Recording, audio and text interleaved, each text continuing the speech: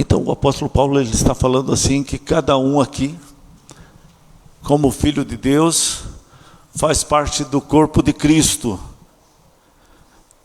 E o corpo de Cristo é como um exemplo, que ele está usando o teu corpo como um exemplo do que é a igreja.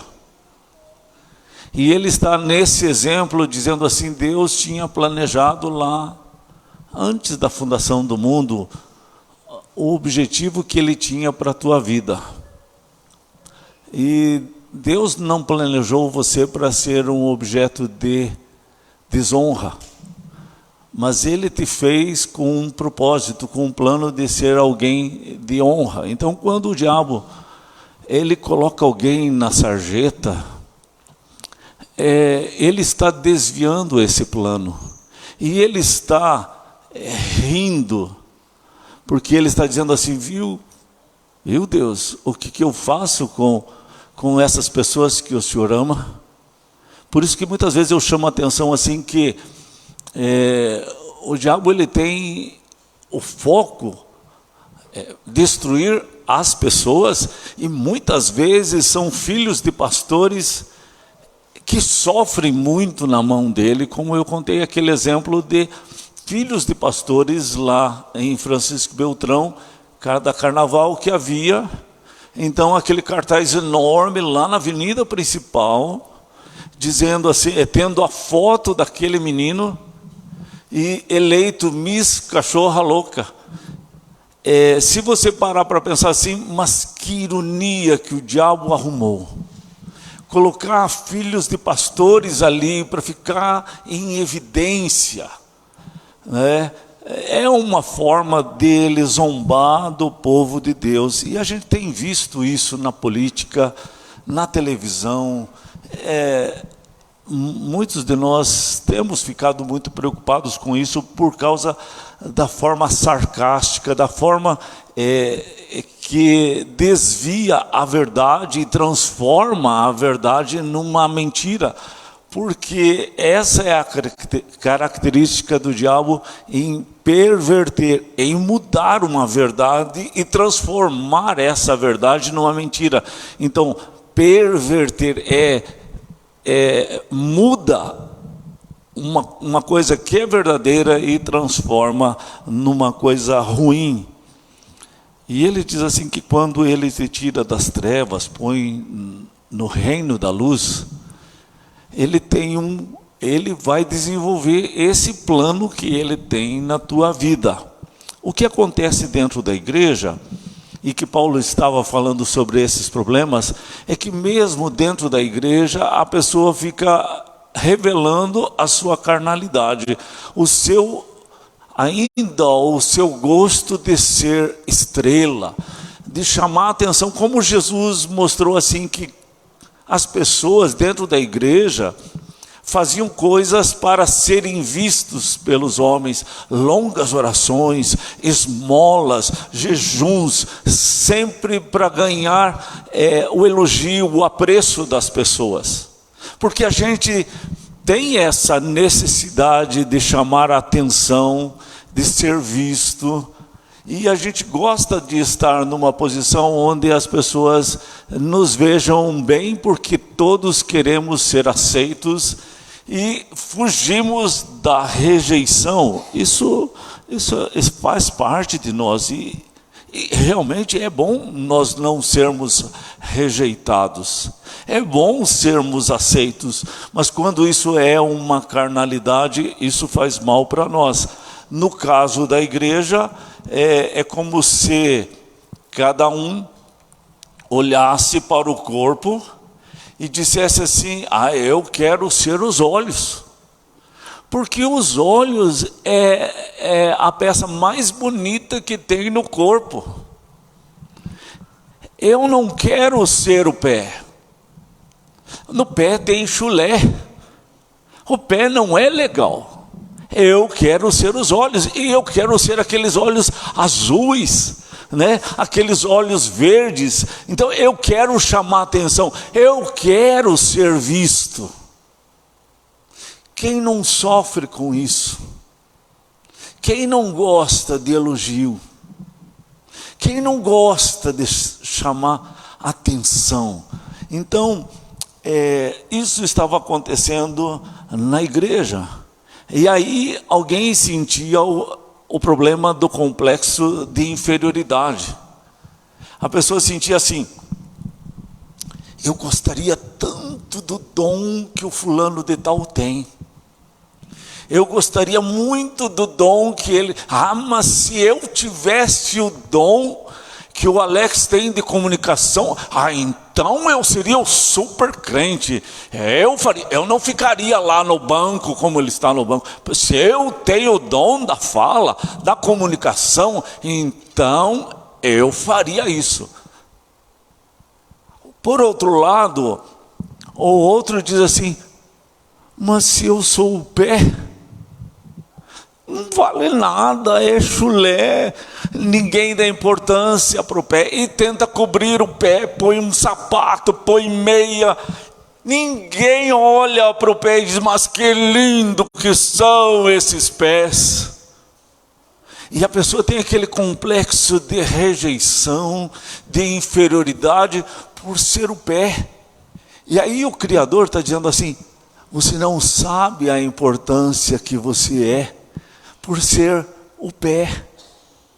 Os olhos não vão para tal lugar se não tiver os pés. O que adianta um corpo inteiro ser os olhos? Vai ficar muito feio. Então, Deus está dizendo assim que não tenha inveja de ser o outro. Não tenha inveja do dom do outro. E aí alguém diz assim: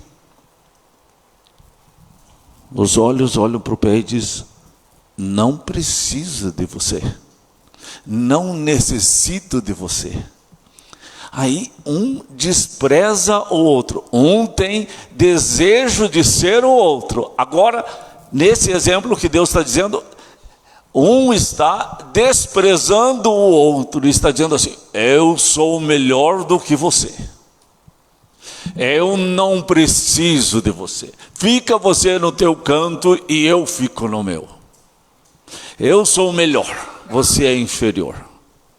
Isso tudo é carnalidade. Eu preciso chamar atenção para eu ser o melhor. Isso é carnalidade. Alguém disse assim: eu preciso apagar a lâmpada do outro para que as pessoas enxerguem a minha lâmpada acesa. Isso é carnalidade. Quanto eu tinha que lutar para que a minha lâmpada melhore a sua luz e não tentar apagar a lâmpada do outro. Ele está dizendo assim: um precisa do outro, porque nós somos membros uns dos outros. E no reino de Deus ele está dizendo assim: um precisa do outro, e não pode desprezar o outro, não pode se achar superior ao outro, ou não pode se achar inferior ao outro. Um nada perto do outro. Mas olha, ele tem o dom muito especial. Não, ele está dizendo, o pecado é igual.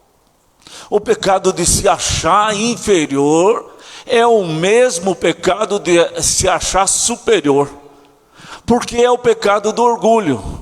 O orgulho é como uma moeda. Um lado do orgulho: eu sou superior. Você pega o outro lado dessa moeda do orgulho e você vai dizer: eu sou inferior, eu não tenho valor nenhum. Por um lado, eu me acho o máximo. Por outro lado, eu não sou ninguém, eu sou um lixo, né? Um verme, como a própria palavra diz, que muitos acabam se achando um verme.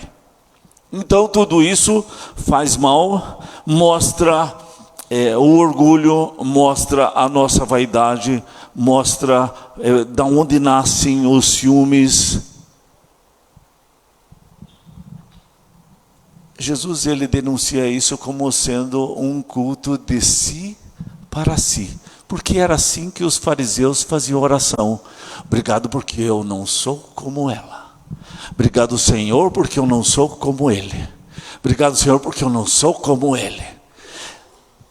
Quer dizer, ele agradecia porque eu sou dizimista, o Senhor me abençoa no meu dízimo, o Senhor me abençoa porque eu tenho uma palavra melhor do que a dele, eu não faço coisas erradas como ela faz.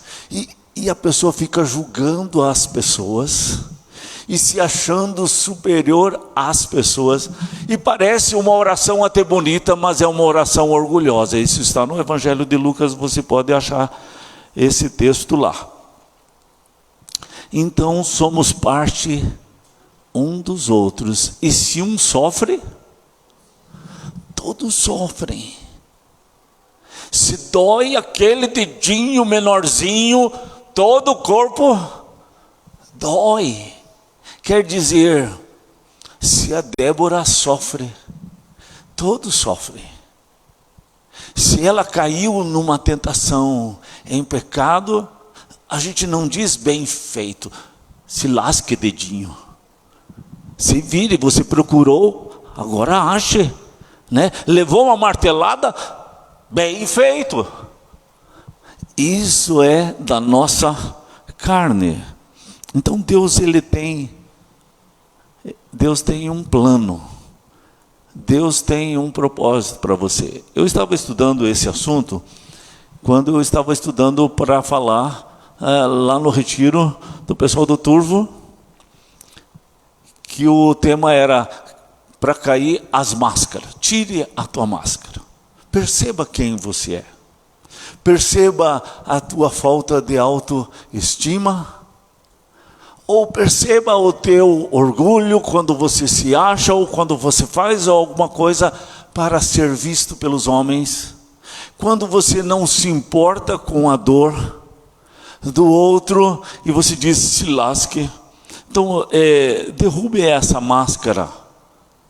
E uma das formas para a gente perceber, ele é o pastor Charles Swindoll, ele conta algumas ilustraçõezinhas para a gente perceber essas coisas dentro de nós. Ele conta que ele foi procurar um lanche lá em Atlanta e logo tinha uma lanchonete chamada assim, Igreja de Deus. E chamou a atenção, eu quero um lanche dessa lanchonete Igreja de Deus, deve ser um lanche muito bom. E acredito que todo mundo pensou dessa forma. E essa lanchonete, ela era enorme, famosa. E ele queria saber, mas por que tem esse nome, Igreja de Deus? Aí é uma igreja? Eles falaram, não, aqui não é igreja. Mas por que tem o nome, lanchonete, Igreja de Deus? Aí eles contaram, não, mas aqui era uma igrejinha pequenininha.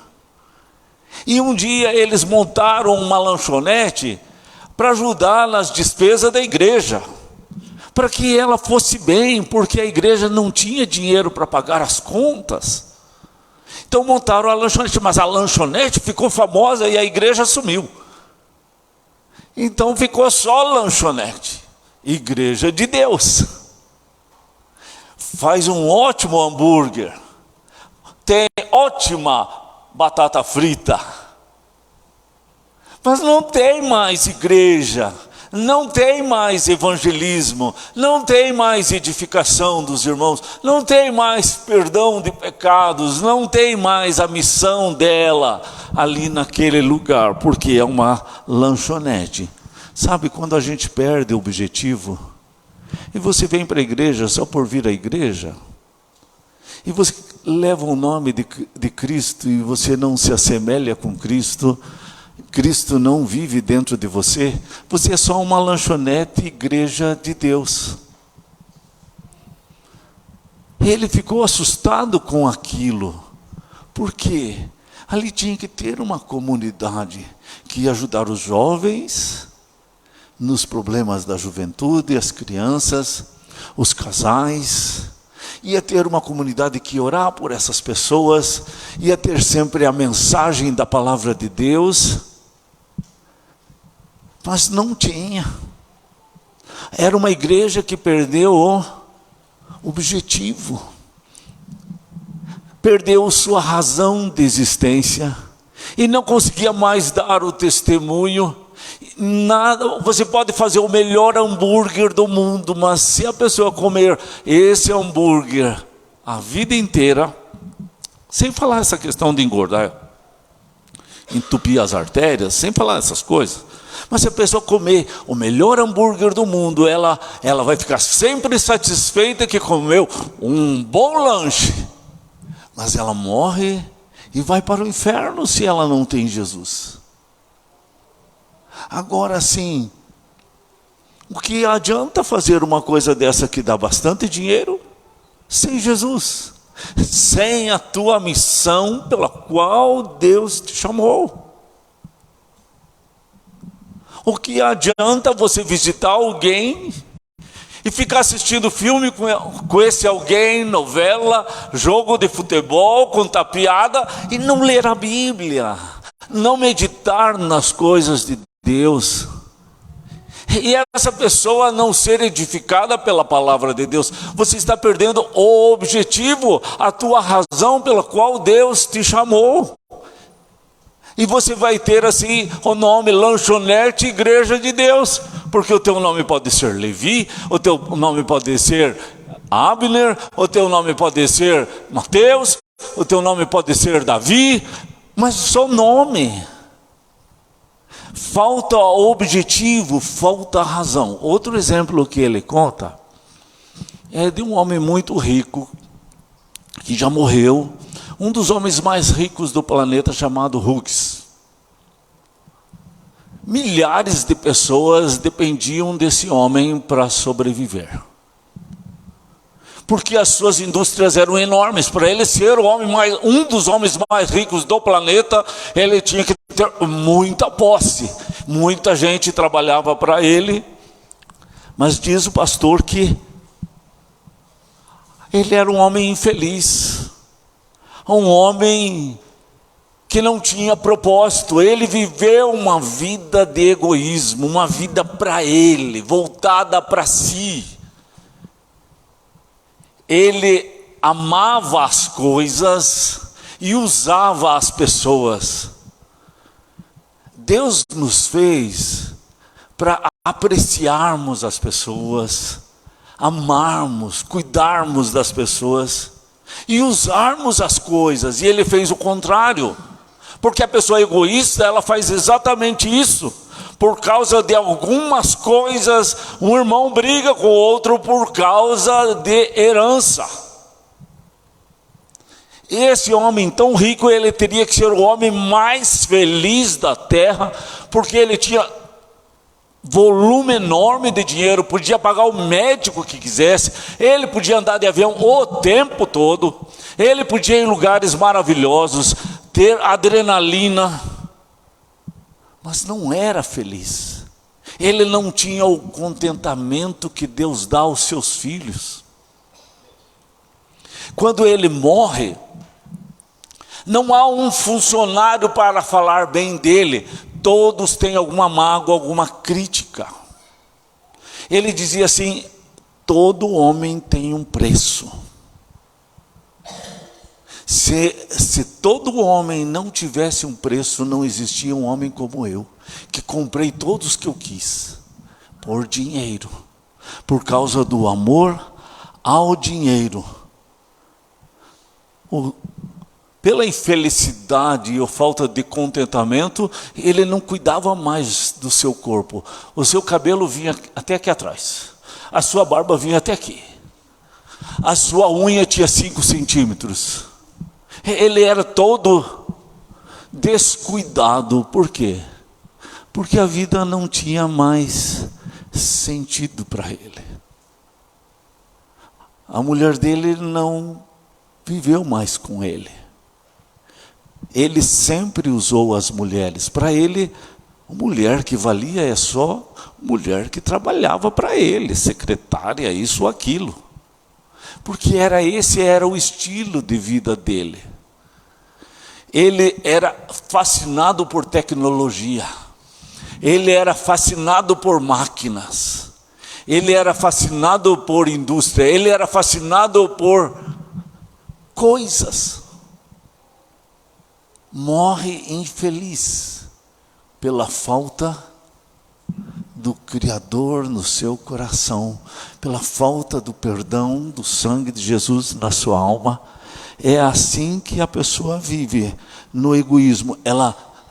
A pessoa sem Deus, ela está totalmente fora do seu objetivo. Existiu uma lanchonete Igreja de Deus que tinha objetivo e perdeu o seu objetivo. Esse homem já estava fora dos objetivos de Deus desde o seu nascimento. Ele conta uma outra ilustração a respeito de Anna Sullivan. Ela viveu em 1887, então 2 séculos atrás, certo? A experiência dela como professora, com 20 anos, ela trabalhou com uma menina chamada Helen Keller. Essa menina, ela era terrível. Era como uma menina selvagem, um animalzinho que ninguém conseguia controlar. Não saía sons da sua boca que alguém pudesse entender. Tinha acessos de loucura, de raiva. Ela jogava os pratos no chão e ela também se jogava no chão. As pessoas consideravam essa menina retardada. E essa professora começou a querer ensinar algumas coisas, escrevia palavras na sua mão e tentava ensinar algumas coisas para essa menina, mas nada ela aprendia. Do início do ano até 5 de abril, nada, mas a partir de 5 de abril ela percebeu que a menina já estava entendendo algumas palavras que ela estava ensinando para ela. E começou a desenvolver afinidade, alegria, amor uma pela outra. Mais tarde, essa menina foi se mostrando uma menina prodígio. Com 10 anos de idade, ela já conseguia escrever cartas para as pessoas famosas em francês. Algum tempo depois, ela já dominava 5 línguas diferentes. Ela tinha capacidades intelectuais incríveis e era uma menina muito talentosa. Chegou um tempo que ela tinha passado em muito a sua professora. E aí que eu quero chamar a atenção. Essa Anne Sullivan nunca tentou podar. Ela ajudou a Helen a voar. Quando ela voou mais alto que a professora, ela incentivou a voar mais alto. E foi incentivando. Reis conheceram ela. Presidentes aplaudiram ela. Ela se tornou bem famosa. Mas sempre teve o incentivo, o aplauso da sua professora. A sua professora nunca tentou podá-la. Nunca teve ciúme dela. E a vitória da Ellen era a sua vitória. Você viu a diferença? Eu contei 2 histórias. Um cara egoísta, que amou o dinheiro e foi muito próspero em relação ao dinheiro. Se tornou um dos homens mais ricos do planeta. Mas uma vida vazia, fria, sem objetivos, sem sentido. Anna Sullivan não era assim. Porque o coração dela não era assim. Eu conheci bem de perto uma professora que era muito feliz assim. E ela gostava muito de esporte, jogava vôlei com as colegas professoras. Mas o marido dela olhava ela sorrindo, jogando vôlei com as outras colegas, com colegas. E ele tinha acesso de ciúme. E aí ele passava meses questionando. Por que você não sorri comigo como você sorri com eles? Por que que você não é feliz comigo como você é feliz com eles? E ali, dia a dia, chateando a esposa. Depois acontecia de alguém na rua ficar conversando com ela e fica o marido um pouquinho para trás. Ele passava 3 meses direto. Você me deixou para trás. Você não me ama. Aí acontece uma outra coisa, e aí passa mais. Vai chateando a pessoa com quem ele ama. Porque essas coisas ferem a sua alma. Quando ele se sente rejeitado, isso machuca a sua alma. Aí sobe o sangue. Aí ele fala coisas que ele não queria falar, e ele magoa. E ele acabou se separando porque ela não aguentou viver com ele. Por causa do problema de autoestima. A autoestima muito baixa.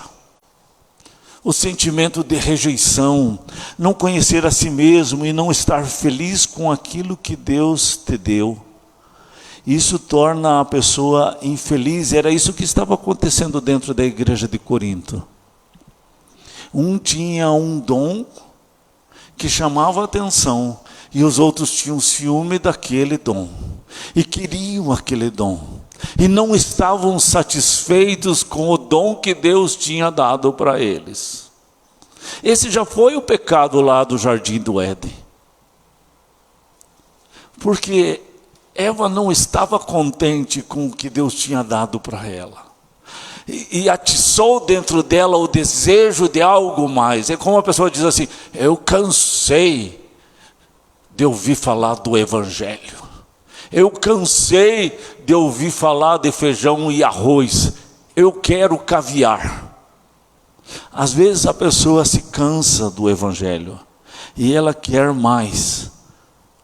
Por fim, contar a última ilustração, o último exemplo que o pastor contou lá.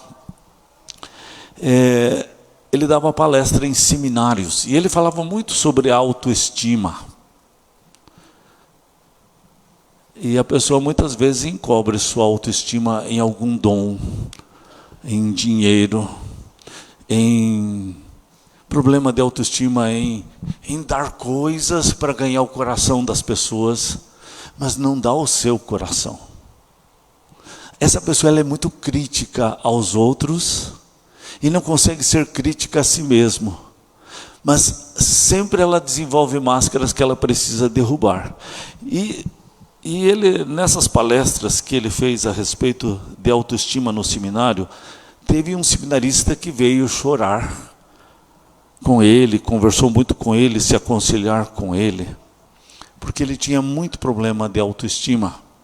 E ele pôde ajudar esse seminarista. E ele conta que naquela mesma turma, que esse jovem veio chorando depois dessa palestra, um outro jovem tirou a vida. Do seminário, o jovem seminarista, o jovem que tinha o chamado para ser pastor. Ele tirou a vida e ele percebeu assim o que acontecia. Os colegas de quarto desse seminarista só souberam da morte dele, ou só sentiram a falta dele 5 dias depois do suicídio.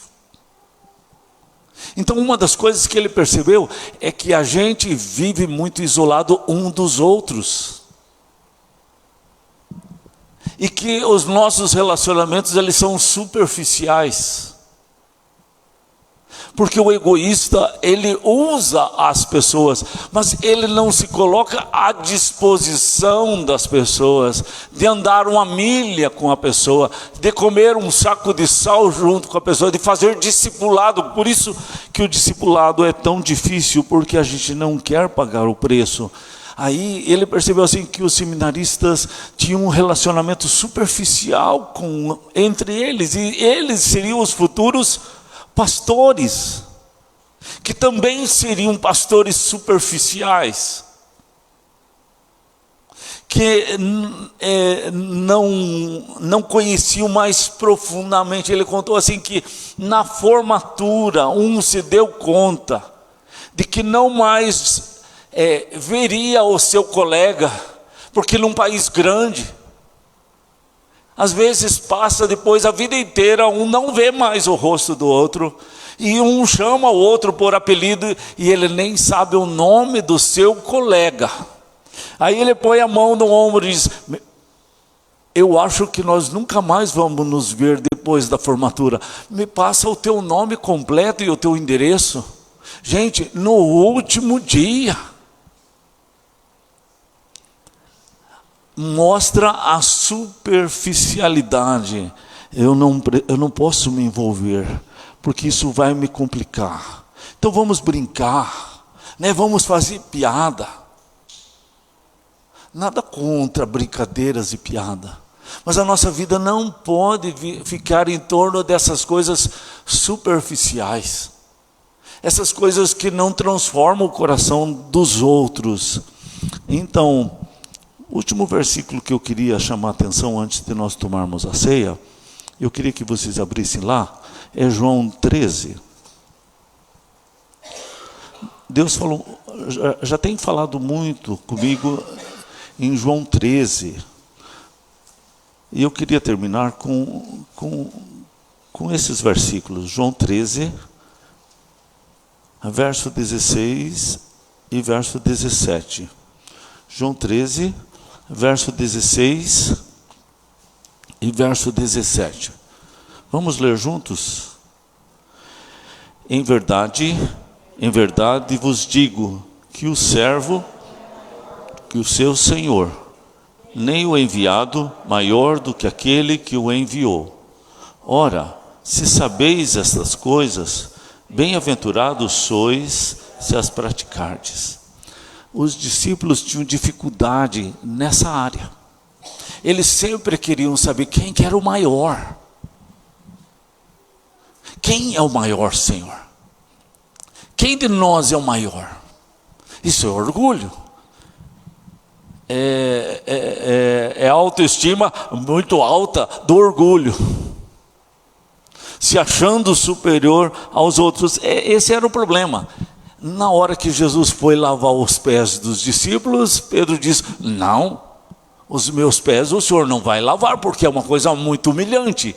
Porque ele entendia que se lavasse os pés do outro, eu estava sendo inferior, como se alguma coisa que eu faço pudesse tirar o meu valor ou pôr valor. Por isso que a gente pensa assim: se eu tiver aquele celular, eu vou ter mais importância. Se eu tiver aquele carro, eu vou ter mais importância. O rapazinho diz: quando eu tiver aquele carro, as meninas vão olhar para mim. Como se as coisas pudessem lhe dar valor, como se um dom pudesse dar valor, como se eu cantasse aqui na frente, se eu tocasse aqui na frente, eu teria valor. O teu valor não está nisso. O teu valor está em um relacionamento profundo com o teu Criador. E se você tem um relacionamento profundo com o teu Criador, você também vai ter um relacionamento profundo com os teus irmãos. E você vai conseguir ter um relacionamento com outras pessoas, que você vai conseguir compartilhar do Evangelho para elas. E ele diz assim: o servo não é maior do que o seu senhor. Se você, sendo servo, for feliz sendo servo, se você estiver contente na posição que eu te dei de servo, você vai ser feliz sempre. Bem-aventurados sois, ele diz, se isso você estiver praticando. Quer dizer, bem-aventurado é felicidade. E ele está dizendo assim: se você estiver lavando o banheiro, mas você estiver fazendo isso para mim, você é feliz. Mas se você acha que você só vai ser feliz sendo servo quando você se tornar senhor, então você nunca vai ser feliz, porque você já partiu errado. Ele está dizendo: bem-aventurados sois, se vocês entenderem isso. e praticarem isso, vocês vão ser felizes. Porque vocês vão ser felizes com aquilo que eu dei para vocês. E tudo que eu dou para vocês, vocês vão ser muito gratos. Porque o problema do pecado é a infelicidade com o que Deus tem nos dado. E achar que aquilo que Deus tem nos dado não é suficiente, e querer o dom do outro, e eu poder desprezar e dizer: não preciso de você. Isso é infelicidade. Isso é o veneno da antiga serpente dentro de nós, que traz tristeza, traz apatia. Então, relacionamento com Deus nos traz felicidade e nos faz entender que lavar banheiro também dignifica, né? Que puxar panela e lavar panela também traz dignidade, porque não é aquilo, na verdade, que traz dignidade, porque você já é digno e por isso você lava as panelas, porque você é digno, porque Deus habita dentro de você, você tem um relacionamento com Ele. Gente, não adianta nós estarmos na igreja se nós não tivermos um relacionamento com Ele, porque é o relacionamento com Ele que vai te trazer felicidade. É o ponto mais alto, é o relacionamento que você tem com Ele todo dia, o tempo todo, em todo lugar. Vamos orar? Eu oro, Senhor, para que a gente possa ser sincero diante do Senhor, em nossa oração e nossa confissão, para que diante do Senhor a gente possa abrir o coração e mostrar caminhos errados que temos tomado, de felicidade que não é felicidade, e que temos a inclinação de rejeitar as pessoas, de desprezar o dom delas, ou de valorizar demais aquilo que eu tenho, ou desprezar demais aquilo que o Senhor nos deu. Nos ajuda a termos uma compreensão melhor. Nos ajuda, Senhor, a termos um relacionamento mais profundo com o Senhor. Porque só no Senhor nós nos sentimos completos. É como aquela música que, se temos o Senhor, não precisamos mais nada, não precisamos de algo que pudesse nos atribuir valor, não precisamos do reconhecimento de ninguém, do elogio, do aplauso de ninguém, não precisamos, porque temos o Senhor dentro de nós, temos aquilo que é mais precioso, mais valoroso, que é o Criador. Temos a pessoa de Jesus que deu sua vida naquela cruz por nós, que foi sacrificado por nós e que ressurgiu dentre os mortos para nos dar nova vida. Eu oro, Senhor, para que esse Evangelho nos dê poder de orarmos mais, meditarmos mais na palavra do Senhor, dependermos mais do Senhor, que a nossa alma tem sede do Senhor, tem gosto pelas coisas do Senhor, e ela só é feliz no Senhor. Eu oro, Senhor, para que cada irmão aqui tenha um relacionamento profundo com o Senhor, Pai, e se não tem ainda, que possa tomar uma decisão nessa noite, de ter um relacionamento profundo, diário com o Senhor, Pai. Para que a chama do Senhor acenda no seu coração. A luz do Senhor brilhe para que pessoas vejam aquilo que o Senhor está fazendo na sua vida.